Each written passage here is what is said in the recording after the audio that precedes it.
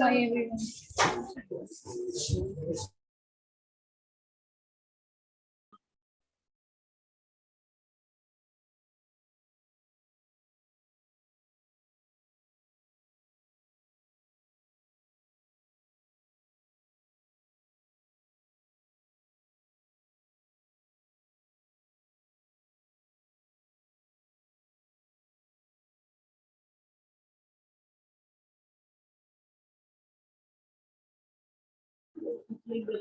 Screen visible है आप लोगों को भी मेरी? Yes ma'am. Okay. So Yes, ma'am.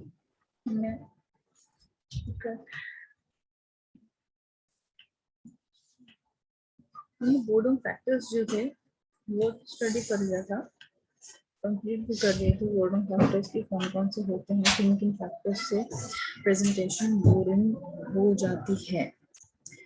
So that was one. Next हमारे सिलेबस में है कि इन फैक्टर्स को हम ओवरकम कैसे कर सकते हैं। ओवरकम करने का मतलब हमने ये देख लिया कि प्रेजेंटेशन ठीक है, कुछ फैक्टर्स की वजह से बोरिंग लगने लगती है या समथिंग लाइक दैट, बट ऐसा ना लगे उसके लिए हमें क्या करना है। सो ये सारे वेज हैं to overcome the boredom factors and the above factors, ये वाले सारे बोर्डम फैक्टर्स थे प्रेजेंटेशन के। क्लियर है? कंफ्यूजन नहीं रखना, बोर्डिंग फैक्टर्स क्या है और वेज क्या है। So boarding factors are basically because of these points the presentation may be, you know, may sound boring to the audience, but these are the ways अगर हम ये सब करेंगे तो those boredom factors can be overcome, or maybe presentation can be less boring, or maybe boredom factor होगा ही नहीं उसमें if we'll be following these ways to overcome the boredom. तो उसमें फर्स्ट है ways to overcome में break the ice to attract attention.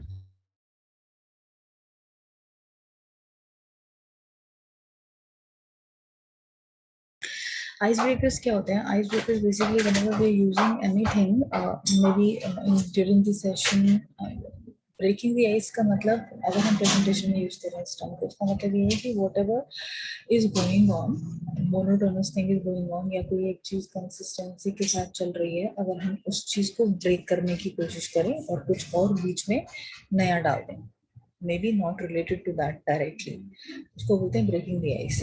कि मतलब हम सपोज एक चीज के बारे में बात करें, स्टडी स्टडी स्टडी स्टडी, और मतलब 1 घंटे तक स्टडी स्टडी के बारे में बात करें, बीच में हमने कोई छोटा सा जोक कर दिया which is out of context, which is not related to the topic directly, so that is like breaking, that becomes breaking the ice in between the session has not yet completed. Ice breaking जो है इसका मतलब ये कि हम we are doing something हटके then the related presentation और related topic, but in between the presentation. ऐसा नहीं कि हम आइस ब्रेक करेंगे सेशन के बाद हम कुछ आउट ऑफ टॉक करेंगे, आउट ऑफ टॉपिक टॉक करेंगे, ऐसा नहीं होगा। So when the presentation is going on, in between, whenever we find that the things are going really monotonous, we in between may start talking about something which is like interesting, which may sound interesting to the audience. जो हमें लगता है कि audience को शायद ये सुन के अच्छा लगेगा. It can be a joke, it can be something otherwise motivational or knowledgeable, which may not directly related to the topic. कि topic से हम related directly कुछ नहीं बात करें, but maybe उनके लिए कुछ motivation, हमने story सुना दी या कुछ हमने एक joke सुना दिया, which can give some good you know moral, उससे कुछ मिल रहा है, कुछ उससे एक अच्छा thought understanding समझ में आ रही है audience को, या something like that.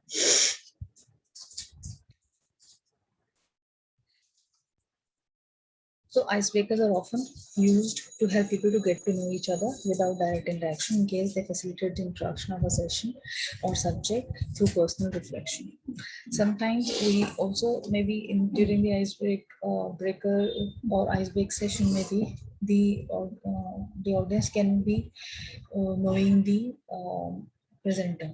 Maybe presenter can tell them about himself, अपने बारे में ही, अपने कोई पीछे की कोई स्टोरी सुना दे, या कोई लास्ट टाइम कुछ ऐसा इंसिडेंट हुआ हो जो उससे रिलेटेड भी हो या ना भी रिलेटेड हो, तो उसको बता सके, ऑडियंस को बता सके, जिसमें कि कहीं ना कहीं टॉपिक से डिबेट होकर माइंड उनका मतलब एक तरह से फोकस वो करने लगे प्रेजेंटर पे,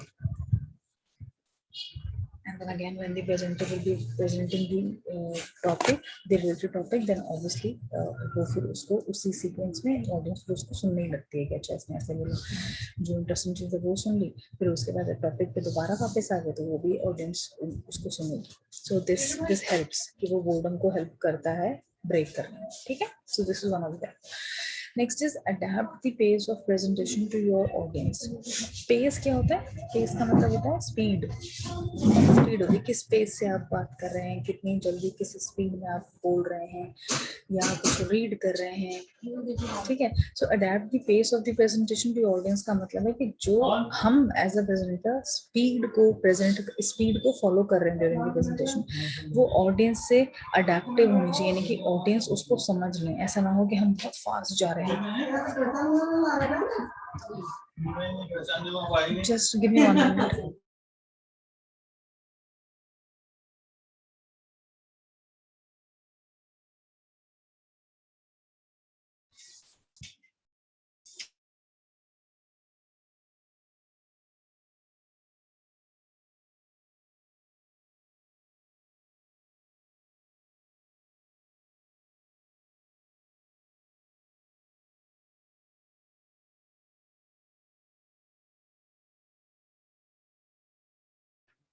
Okay.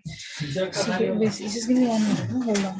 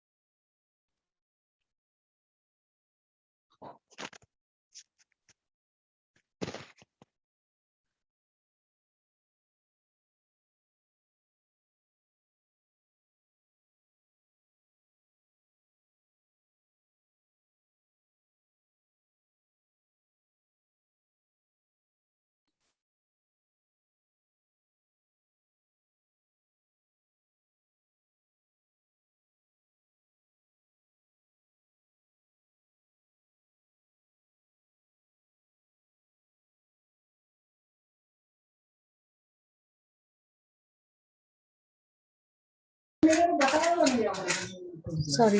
So second point is कि we have to basically adapt the pace. ऐसा स्पीड हमको रखना है during the entire session कि सब कुछ नॉलेज जो भी हम बोल रहे हैं वो सब ट्रांसफर एग्जैक्टली हो रही है ऑडियंस को, और ऑडियंस का वो लेवल है कि जिस स्पीड से हम ट्रांसफर कर रहे हैं या बोल रहे हैं या प्रेजेंट कर रहे हैं वो उसको ग्रास्प कर रहे हैं. ग्रास्प का मतलब उसको समझ रहे हैं और उसको लर्न कर रहे हैं. अदरवाइज कोई पॉइंट नहीं है हम जल्दी जल्दी प्रेजेंटेशन कुछ ऐसा कर दें और ओवरकम करें अपना, मतलब हमने ओवरकम नहीं किया बोर्डम, या बोर्डम को ओवरकम करने के लिए हमने थोड़ा फास्ट पेस कर दिया या कुछ ऐसा कर दिया कि चलो लोग बोर हो रहे हैं तो हम फास्ट स्पीड में प्रेजेंटेशन को खत्म कर दें. वो भी नहीं होगा, बिकॉज उससे होगा फायदा कुछ नहीं. प्रेजेंटेशन तो और जल्दी हो जाएगी बट, और बोर्डम भी नहीं रहेगा क्योंकि प्रेजेंटेशन जल्दी हो जाएगी, बट उस प्रेजेंटेशन का कोई फायदा नहीं होगा बिकॉज द रिजल्ट अल्टीमेटली जो मेन मोटो था प्रेजेंटेशन का, to transfer the knowledge something, वो नहीं होगा. तो हमें एक ऐसा पेस भी अडाप्ट करना है जिससे कि ऑडियंस को समझ आए. अगर आपको कोई चीज़ समझ नहीं आ रही है, सामने वाला इस तरह से बोल रहा है, तो ऑटोमेटिकली आप बोर हो जाएंगे. Next is incorporate audience feedback via open questions into the presentation. हम जब भी कभी आपने देखा होगा, मैं कुछ भी अगर टॉपिक आपको बोलती हूँ तो उसमें मोर लेस में एक बहुत बोलते हैं ना, मतलब प्रैक्टिकल एग्जांपल या रियल टाइम एग्जांपल्स मैं आपको देकर समझाती हूँ तो आप वो चीज़ फिर सोचने लगते हैं. हम कुछ भी बोलते हैं जिसको आप सुन रहे हैं, अगर कोई फैकल्टी है या कोई भी प्रेजेंटर है, कोई स्पीकर है, कुछ भी अगर वो बोल रहा है तो जो कुछ भी वो बता रहा है, हम लोग कहीं ना कहीं जो लिसनर्स होते हैं वो अपने माइंड में कहीं ना कहीं ऐसा विजन बना लेते हैं उस चीज़ का. हम सोचते रहते हैं अच्छा ऐसा होता होगा, ऐसा होगा, जो भी कुछ पर्सन बोल रहा है. तो अगर हम एग्जाम्पल ऑडियंस को उनके रियल टाइम वाले में, यानी कि कुछ ऐसा बताएंगे कि जो उनके साथ हुआ हो रिसेंट पास्ट में या हो सकता हो with most of the audience, आप समझ रहे हो. कोई हाइपोथेटिकल एग्जाम्पल ना देके उनकी रियल टाइम का अगर हम एग्जाम्पल दें जिसको वो ज़्यादा अच्छे से समझ पाएंगे, या उनसे रियल टाइम फीडबैक भी लें कि आप बताइए इसका क्या एग्जाम्पल हो सकता है, या आप बताइए इसका क्या इम्पैक्ट पड़ सकता है, पॉजिटिव होगा नेगेटिव होगा, आपका क्या ओपिनियन है. मतलब इस तरह से सेशन को एक तरह से हम लेस बोरिंग बना सकते हैं, बोर्डम थोड़ा सा कम होगा और इंटरेक्टिव ज्यादा बना सकेंगे। इंटरेक्टिव प्रेजेंटेशन हमारा नेक्स्ट टॉपिक होगा। तो हम basically incorporate audience feedback. Feedback बहुत इंपॉर्टेंट है। ऑडियंस का मतलब जो लोग सुन रहे हैं उनका क्या फीडबैक है हमारे बारे में, हम किस तरह से बता रहे हैं, हम किस तरह से हमने उनको कितना बताया, उनको कितना, उन्होंने कितना ग्रैस्प किया हमसे। उनका फीडबैक अगर पॉजिटिव आ रहा है कि हाँ सेशन बहुत अच्छा था, हमने बहुत अच्छे से लर्न किया और हम आगे भी स्पीकर को सुनना चाहेंगे, तो ये पॉजिटिव फीडबैक हो गया। अदरवाइज अगर आपकी प्रेजेंटेशन में सपोज कुछ कमी रहती, कुछ कमी थी, कुछ कमी रही, या आपने कुछ एक फास्ट स्पीड में बोला या बहुत स्लो स्पीड में बोला या बहुत मोनोटोनस हो गया या ब्रेक आइस ब्रेक नहीं करा बीच में कोई सेशन भी है ना प्रेजेंट, तो फीडबैक फिर आपको नेगेटिव मिलेगा कि it was quite boring, it was quite lengthy, है ना, या टॉपिक जो था वो टू द पॉइंट नहीं था, कुछ भी ऐसा हो सकता है। तो ऑडियंस का फीडबैक नेगेटिव पॉजिटिव जो भी है वो लेना इज वेरी इंपॉर्टेंट। और अगर हम वो ड्यूरिंग द सेशन भी लेते रहें तो बहुत अच्छा है, बजाय कि पूरा सेशन बोरिंग निकल जाए और फिर आप बाद में उनका सेशन उनका फीडबैक लें और वो आपको कहें कि पूरा सेशन बोरिंग था, तो आप उसको चेंज नेक्स्ट नेक्स्ट प्रेजेंटेशन में या नेक्स्ट सेशन में ही कर पाएंगे। बट अगर आप बीच बीच में ही क्वेश्चंस पूछते रहेंगे और ऑडियंस अपना बीच बीच में ही जो है फीडबैक देती रहेगी, तो आप सेम सेशन को भी ठीक कर सकते हैं। अदरवाइज अगर हम बिल्कुल एंड ऑफ द सेशन में ले रहे हैं फीडबैक तो फिर वो उस सेशन को तो हमने खराब कर ही दिया एक तरह से। सो अगर वो बोर्डम को हमें कम करना है, so we can always do this कि we can always ask the audience to give their feedback in between और ask the question in between.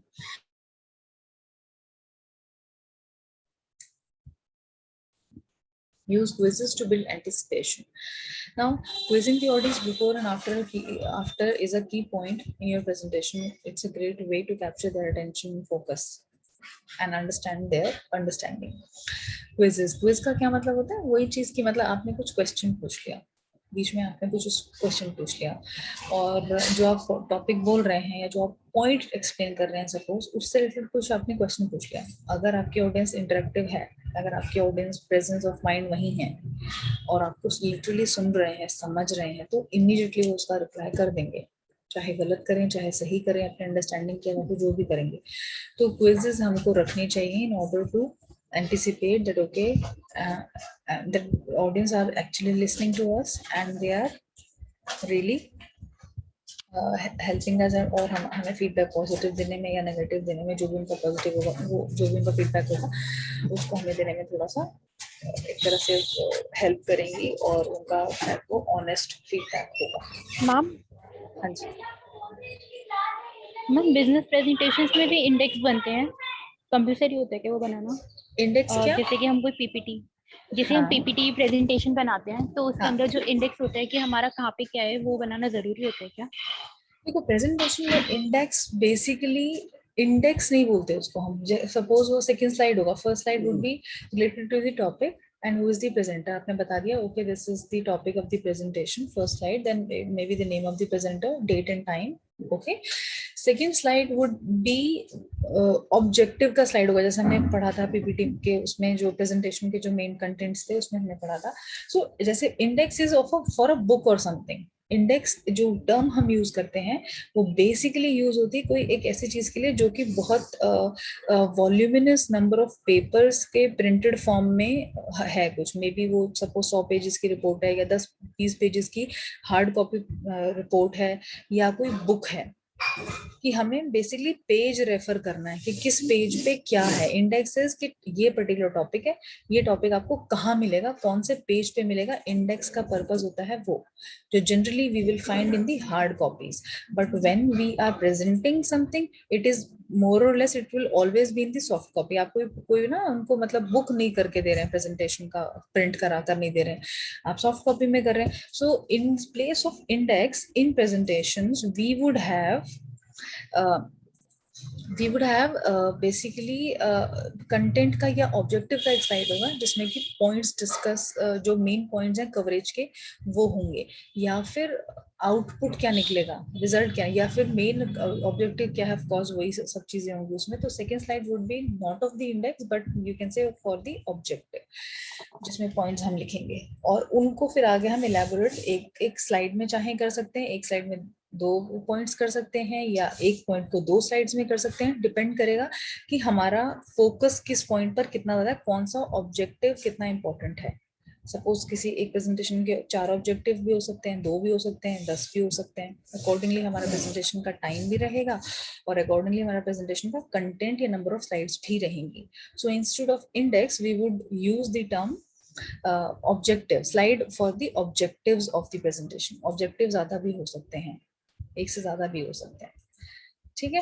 तो ये जब आप प्रैक्टिस करेंगे बार बार, और जो आप बोल रहे हो कि कॉर्पोरेट में प्रेजेंटेशंस में इंडेक्स बनाने की जरूरत है, कॉर्पोरेट में या कहीं पर भी कोई भी प्रेजेंटेशन है, वो डिपेंड करेगा कि हमारा उसका क्या ऑब्जेक्टिव है प्रेजेंटेशन का।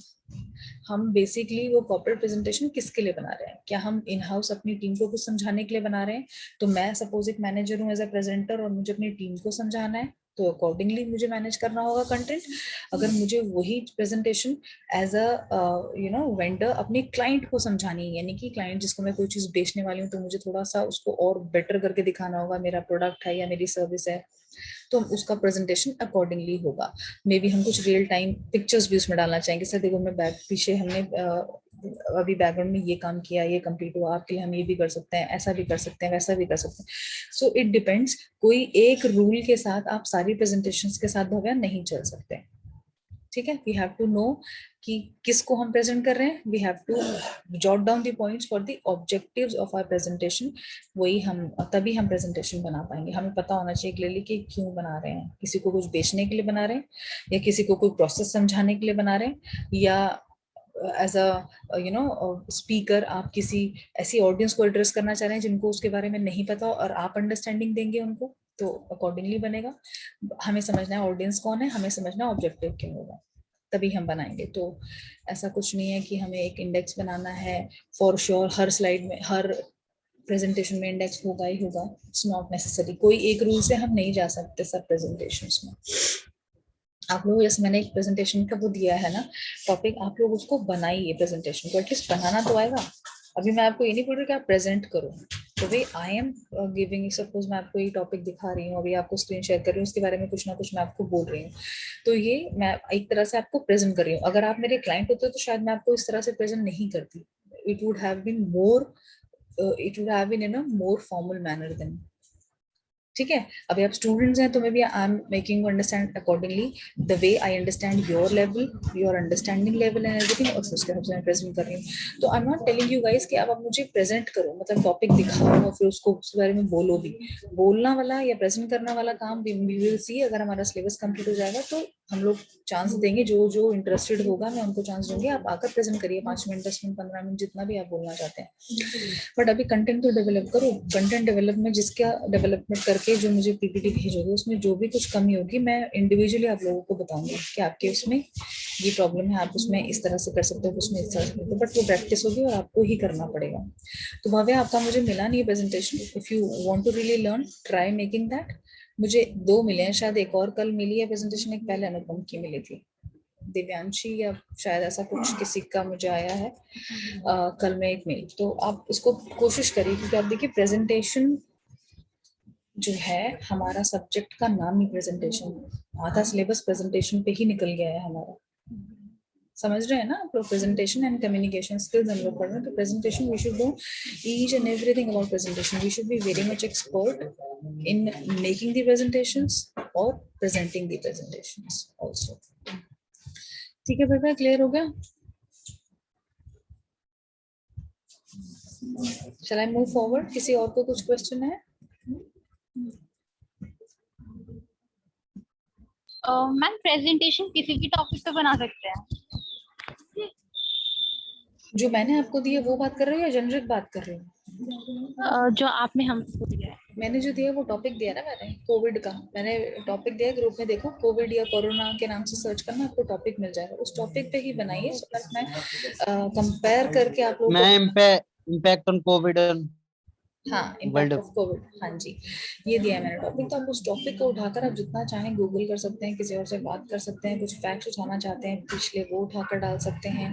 फैक्ट्स का मतलब जो फिगर्स अगर आप दिखाएंगे, कोई फिगर दिखा रहे हैं अगर हम कि इत नंबर, फिगर का मतलब कोई नंबर दिखा रहे हैं कि इतने नंबर ऑफ डेथ्स हुई है, इतने number of cases, we have to be very ensure कि वो फिगर्स अपने आप इमेजिनरी नहीं होंगे, रियलिस्टिक डालें हम जब भी हम कभी प्रेजेंटेशन बना रहे हैं। इस प्रेजेंटेशन में तो चलो आप एक बार को ले भी सकते हो इमेजिनरी, वैसे तो गूगल पे सब डेटा अवेलेबल है, आप रियलिस्टिक ही लें। जब भी हम कभी किसी भी प्रेजेंटेशन में फ्यूचर में आप कहीं पर भी कभी भी कोई प्रेजेंटेशन बनाएंगे, जो भी डेटा हम डाल रहे हैं स्पेसिफिकली स्टैटिस्टिक्स, वो रियलिस्टिक होंगे, गलत नहीं होने चाहिए, नहीं तो वहीं पर ही हो जाएगा काम, आगे आपको कोई काम ही नहीं देगा अगर तो गलत होंगे। तो जहां पर भी हम नंबर डाल रहे हैं, वी इंश्योर कि वो नंबर्स ठीक हैं, हमने पहले से उसको प्री वेरीफाई करा हुआ है हमने, ठीक है। अभी फिलहाल में मैंने आपको एक टॉपिक सबको इसलिए दिया so that I can compare and tell you guys कि किसका कंटेंट सबसे अच्छा है। मतलब एक मैं कंपेयर कर रहा हूँ। अगर आप डिफरेंट टॉपिक चूज कर लेंगे तो फिर कंपैरिजन नहीं हो पाएगा, इसलिए मैंने आपको एक टॉपिक दिया है, सब लोग उसी टॉपिक पे बना के और भेजने की कोशिश करिए मुझे मेल पर। I'm not telling you that this is forcefully to be done by everyone, क्योंकि ये कहीं पर मतलब मैं आपको जैसे असाइनमेंट्स के मार्क्स मिलते हैं वैसा इसका कोई मार्क्स वगैरह मैं नहीं दूंगी, बट कहीं ना कहीं इसका कुछ ना कुछ हेल्प आपको हो जाएगा। सपोज किसी के कहीं मार्क्स कम हो रहे हैं अटेंडेंस में, या किसी के कहीं मार्क्स किसी चीज में कम हो रहे हैं कुछ है तो, और अगर आप ये करेंगे तो ये आपकी ग्रूमिंग खुद की हो रही है। आपकी जो गलतियां होंगी वो मैं खुद आपको इंडिविजुअल, सबके सामने नहीं, मैं आपको इंडिविजुअली ही बताऊंगी कि आपने ये कम करा है इसमें काम, या मेल पर ही रिवर्ट कर दूंगी पॉइंट्स। अनुपम को शायद मैंने कर भी दिया है, तो आपको समझ आ जाएगा अच्छा मेरे में ये प्रॉब्लम है, मुझे नेक्स्ट टाइम अगर बनानी होगी तो मैं ये पॉइंट्स करके बनाऊंगी और ये बनाऊंगी, ठीक है। आप लोग बनाने की कोशिश करिए, ज्यादा से ज्यादा नंबर्स ऑफ प्रेजेंटेशन आप लोग मुझे शेयर करने की कोशिश करिए। मैं सिलेबस को कवर करने की कोशिश कर रही हूँ जितना जल्दी हो सकता है, और हमें बाद में अगर लेक्चर्स बचे रहेंगे तो हम कोशिश करेंगे कि प्रेजेंटेशंस को मैं आपको प्रेजेंट करने का भी चांस दूं जो लोग चाहेंगे करना, ठीक है। चाहे आप 3-4 स्लाइड्स 5 स्लाइड्स का ही बनाओ प्रेजेंटेशन, चाहे आप सिर्फ 5 मिनट ही प्रेजेंट करो, 5 मिनट ही बोलो, बट आपका ना उससे कॉन्फिडेंस बहुत इंक्रीज होगा, बहुत ज्यादा, ठीक है। और यही टाइम है आपको इम्प्रूव करने का। Moving on to next point,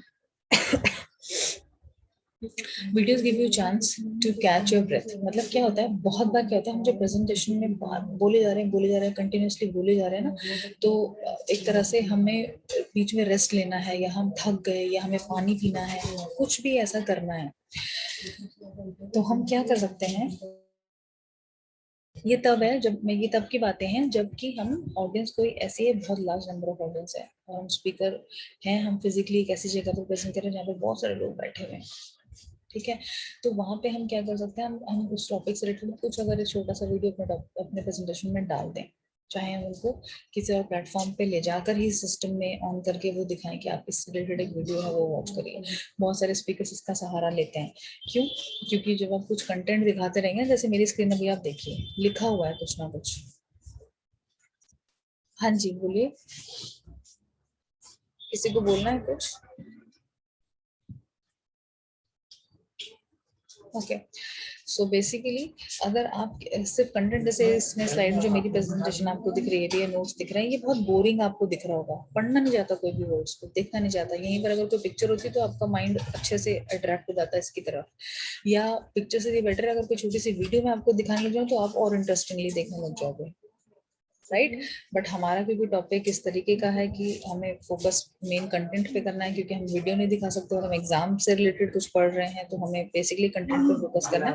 but generally अगर ऐसी हमारे पास पोजीशन है, या ऐसा हमारे पास सिचुएशन है और ऑप्शन है कि हम वीडियोस डाल सकते हैं to make the interaction, to make the session more interactive and less boring, क्योंकि हम फैक्टर्स कौन से पढ़ रहे हैं, बोर्डम को कैसे हम ओवरकम कर रहे हैं, वो फैक्टर्स है। तो वीडियो डालना भी एक अच्छा ऑप्शन है, जिसमें कि थोड़ी देर के लिए आप वीडियो ऑडियंस को दिखाएंगे, चाहे वो 30 सेकेंड्स का हो या मे बी 1 मिनट का हो। सपोज 1 मिनट आपको चांस मिल गया, 1 मिनट में आप 1 मिनट में अपने आप को रिलैक्स कर सकते हैं। Relax in the sense that आप अपने आप को, maybe you can drink water, or maybe you can breathe properly, you can take rest for a minute, फिर दोबारा आप बोलेंगे, बोलने से बहुत ज्यादा एनर्जी जाती है।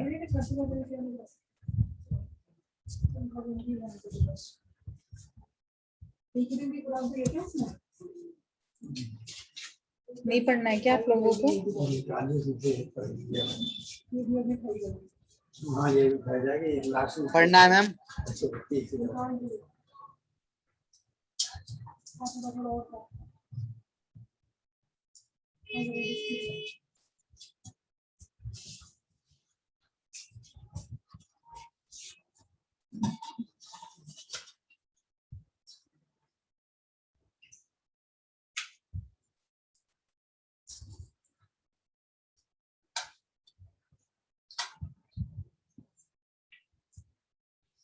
Next point is find something funny about your subject matter.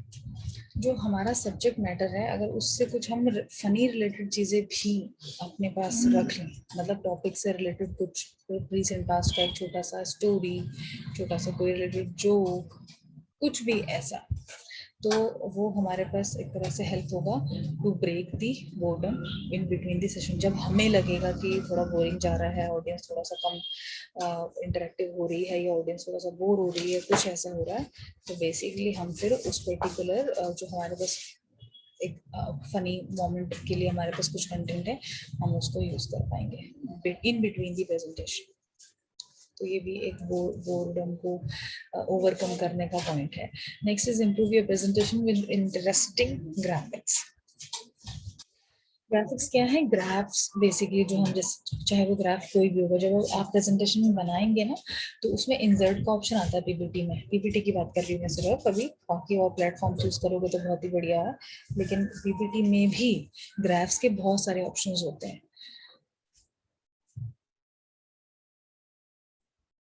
Graphs का मतलब उसमें बार ग्राफ हो गया। अब आपको कोई कुछ एक स्टैटिस्टिक्स है, कोई डेटा है आपके पास पिछले कई सालों का या पिछले कुछ मंथ्स का या पिछले डेज का, जैसे भी आप दिखाना चाहते हैं, या फ्यूचर का आप कुछ मतलब अज्यूम करके दिखाना चाहते हैं कि अगर हम ऐसा करेंगे तो अगले साल में इतना इम्प्रूवमेंट हो जाएगा, नेक्स्ट टू नेक्स्ट इतना हो जाएगा, ऐसा कुछ भी करके अगर आप दिखाना चाहते हैं, तो रादर आप उसको टेबुलर फॉर्म में, टेबल फॉर्म में दिखाएं, उसको आप ग्राफिक में दिखाएं, वो ज्यादा इंटरेस्टिंग होगा।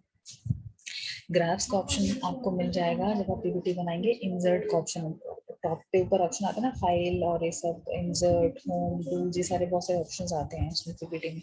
तो इंसर्ट का ऑप्शन सेकंड आता है, उसमें जो आप देखेंगे तो आप प्रेजेंटेशन में पिक्चर भी इंसर्ट कर सकते हैं, वहां से ग्राफ्स भी इंसर्ट कर सकते हैं, चार्ट्स, पाई चार्ट्स, कुछ भी इंसर्ट कर सकते हैं। एक्सेल में से कॉपी करके, अगर आपने कुछ एक्सेल में बनाया हुआ है डेटा, उसको टेबल को कॉपी करना है, तो पूरा as it is table copy होके वहाँ वो इंसर्ट हो जाता है, पेस्ट हो जाता है इनफैक्ट स्लाइड में। तो आपको वो एक्सप्लोर करना है कि क्या क्या ऑप्शन हो सकते हैं, मैं किस किस तरह से यहाँ पर क्या क्या किस स्लाइड में डाल सकता हूँ या डाल सकती हूँ। ठीक है, उसको कहेंगे हम, उस पॉइंट को कहेंगे improve your presentation with interesting graphics, कि हम ग्राफ्स में दिखा रहे हैं कुछ भी content and not in the form of may be table और फिगर्स, जो थोड़ा सा बोरिंग दिखता है। Keep your presentation as short as possible. हम, मैंने आपको पहले भी बताया था, this feedback I have given to Anupam also, हमें शॉर्ट से शॉर्ट प्रेजेंटेशन रखना है। शॉर्ट का मतलब कि जो कंटेंट हमें दिखाना है प्रेजेंटेशन में, वो बहुत ज़्यादा बल्कि नहीं होगा।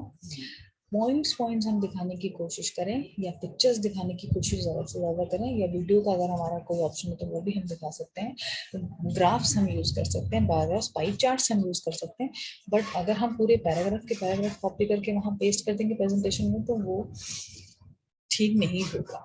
वो बेसिकली बोर्डम सबसे ज़्यादा उसी से ही होता है कि अगर आपने कुछ भी नहीं करा और आपने प्रेजेंटेट हर स्लाइड में पूरा एक एक पैराग्राफ, दो पैराग्राफ पेस्ट कर रखे हैं, हर स्लाइड में ऐसे ही आ रहा है, तो फिर प्रेजेंटर की जरूरत नहीं है, फिर तो ऑडियंस अपने आप ही पढ़ लेगी जो आपने आपने जो लिखा है, जो पेस्ट करा है, वो फिर पढ़ तो हर कोई सकता है, हर कोई पढ़ के अंडरस्टैंड कर सकता है। फिर प्रेजेंटर की क्या जरूरत है? प्रेजेंटर की जरूरत है इसलिए क्योंकि कंटेंट हमें शॉर्ट रखना है, उसको एक्सप्लेन करने के लिए नॉलेज जिसके पास है वो आदमी हमें सामने खड़े होकर बोल रहा है, प्रेजेंटर हमें एक्सप्लेन कर रहा है। ठीक है, पिक्टोरियस फॉर्म में या पिक्चर फॉर्म में हमें दिखाना ज़्यादा है अपनी प्रेजेंटेशन को, कि हम पिक्चर्स वगैरह अगर इंसर्ट करके कोई मैसेज देना चाहते हैं, रादर कि हम पूरा पैराग्राफ लिखें। So we should be doing it.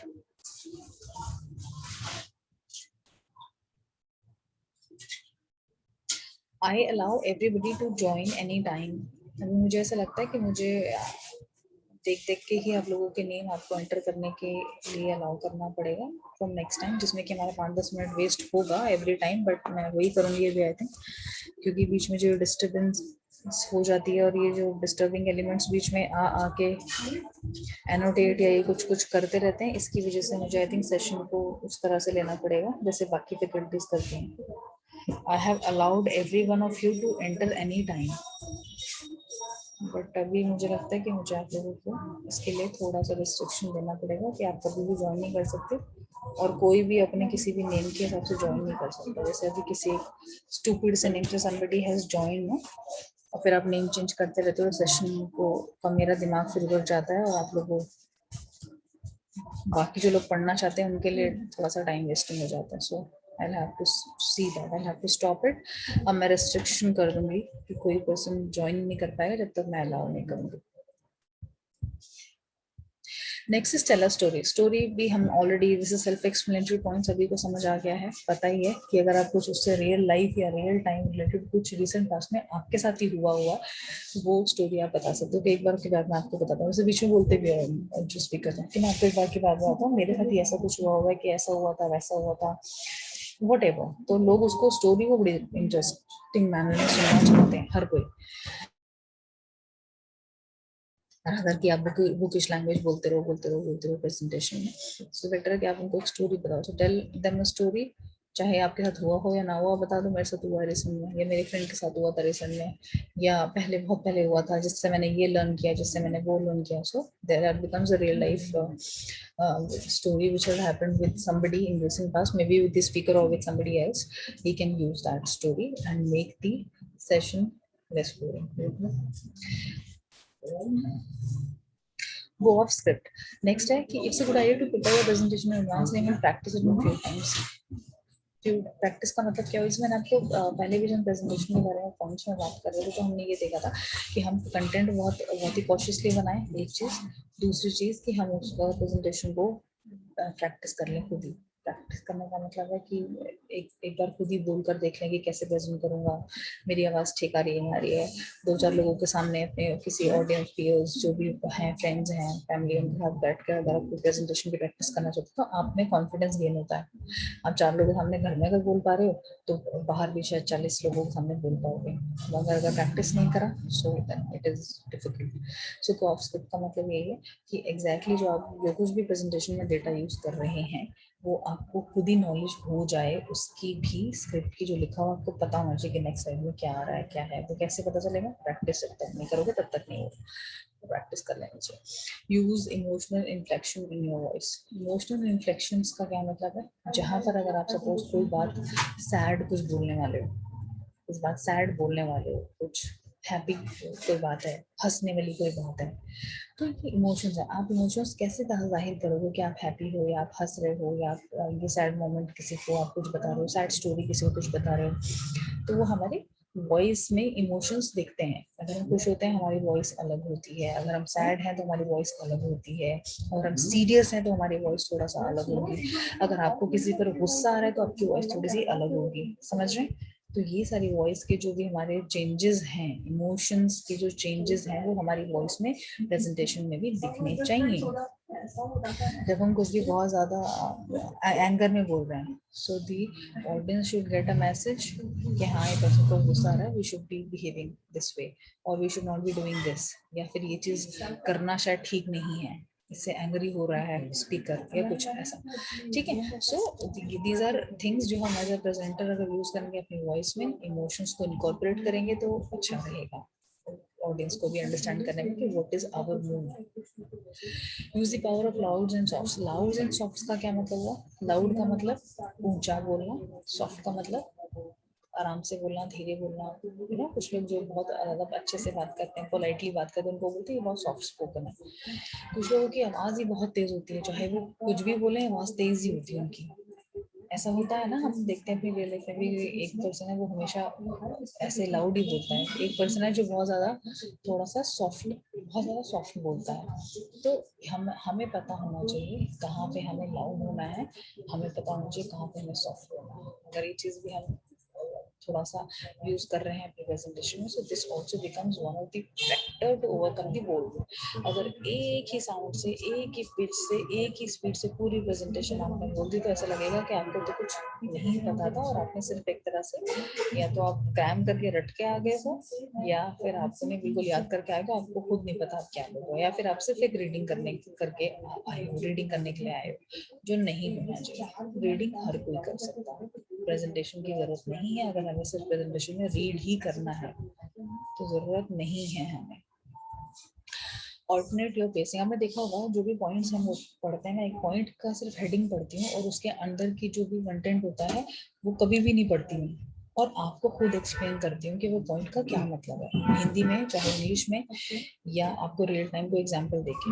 This is the meaning of the presentation, कि आपको पता है कि आप क्या क्या बोलने वाले हो, या जो आपने कंटेंट लिखा है उसमें उसका क्या पॉइंट है। मुझे तो एक्सप्लेनेशन देना है क्योंकि आपको नोट्स देने हैं, बट अगर ये प्रेजेंटेशन होता प्रॉपरली तो फिर इसमें जो एक्सप्लेनेशन है सपोज उसकी जरूरत हमें यहाँ दिखाने की जरूरत नहीं पड़ती और हम जो बोल रहे हैं उसका मीनिंग वही होता है और हम ऑडियंस को वैसे ही बताते सिर्फ पॉइंट को एक्सप्लेन करके। सो this is how I also do, this is how a good presenter should also do, कि उसको पता है कि कंटेंट में चाहे बिना पढ़े ही उसको पता है कि इसका मीनिंग क्या है, but when it comes to के लिखें क्या, कैसे लिखना है, क्या करना है, तो आपके पास कंटेंट है ही ऑलरेडी, आप उसको लेटर ऑन पढ़ सकते हो, समझ सकते हो और उसको यूज कर सकते हो कंटेंट को, ठीक है। बट एज अ प्रेजेंटर आपको हर चीज को पढ़ना नहीं है कि जस्ट पढ़ने के लिए आप आ गए, पॉइंट पढ़ा फिर उसकी एक्सप्लेनेशन पढ़ दी, फिर पॉइंट पढ़ा फिर एक्सप्लेनेशन पढ़ दी, ये तो आप भी कर सकते हो। Then what is the use of the presenter? Presenter would be using his idea and making it more interesting for the audience to listen and understand. जब उसको इंटरेस्टिंगली कोई समझाएगा तो सुनने में भी अच्छा लगेगा और उनको समझ भी आ जाएगा इजीली। इसीलिए हम प्रेजेंटेशंस करते हैं या इसीलिए हम इजीली फैकल्टी आपको पढ़ाती भी है। अदरवाइज क्या आपको पढ़ना नहीं आता? सबको पढ़ना आता है, बुक्स भी आपके पास है, आप बुक्स खरीदिए और पढ़िए। कॉलेजेस क्यों होते हैं, स्कूल्स क्यों होते हैं, पढ़ाई क्यों होती है? Because of this only, so that we can make the session interactive with you guys and make you explain in a better way और monotonous ना हो। किताबों से पढ़ना थोड़ा सा monotonous लगता है ना हर किसी को, अरे कितना पढ़ना होगा, कितना कुछ ही लोग होते हैं जिन्हें किताबें अच्छी लगती हैं, अदरवाइज सबको बोरिंग लगता है वो content. Okay, call out individuals in the audience, हमें क्या करना चाहिए इंटरेक्टिव बनाने के लिए? Call out individuals in the audience का मतलब किसी भी एक इंडिविजुअल का नाम लेके आपने बोल दिया आप मुझे प्लीज हेल्प करिए इस चीज में, इसको बताने में हेल्प करिए, कुछ इस तरह से हमने यूज कर लिया। Skip the data, skip the data का मतलब अगर कोई भी चीज को आप अवॉइड कर सकते हो, स्टैटिस्टिक्स का डेटा जो बहुत ज्यादा मैंडेटरी नहीं है दिखाने के लिए, नंबर्स फिगर्स, तो उसको आप मत डालो उसमें। अदरवाइज अगर दिखाना ही है तो ग्राफिक्स का हम पॉइंट ऊपर पढ़ चुके हैं, ग्राफ्स या पाई चार्ट्स के फॉर्म में आप उनको दिखाओ, ठीक है। नेवर रीड अ स्लाइड, जैसे मैं आपको बार बार बोल रही हूँ रीडिंग रीडिंग रीडिंग रीडिंग नहीं करना है, so never read a slide. Never read a slide का मतलब रीडिंग हर कोई कर सकता है, हम रीडिंग करने के लिए नहीं है।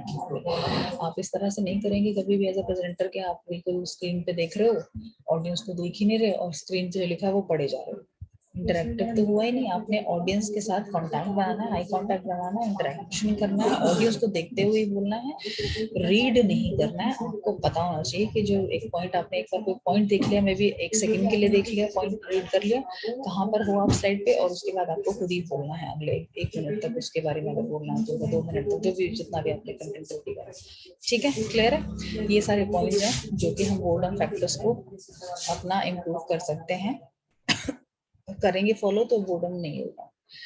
टाइम हमारा मीटिंग का ओवर हो गया, आई थिंक 12:45 पे पिंकी मैम का कुछ शेड्यूल है आपके साथ, तो हमारी मीटिंग ओवर हो गया, आप उसके लिए रेडी रहिएगा, जो भी उन्होंने आपको मैसेज दिया होगा। कुछ इससे रिलेटेड क्वेरी है, कुछ है, ठीक है, इससे रिलेटेड कुछ भी क्वेरी हो कुछ हो तो मुझे आप बताइएगा। Okay, bye. Thank you ma'am. Thank you Kashif, thank you, thank you ma'am. Thank you.